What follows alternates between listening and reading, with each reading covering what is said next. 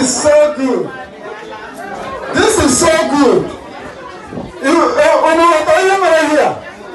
Oh my God, rice oh my God. I'm on rice crayfish.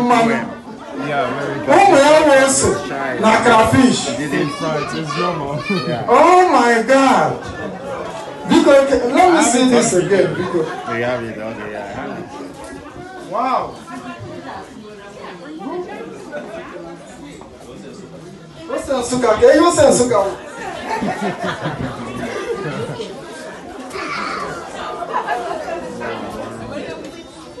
Oh, there's only sign the signature will say sugar. I'm working. Yeah, I'm all right, so. Oh my God. Because I make the good in here.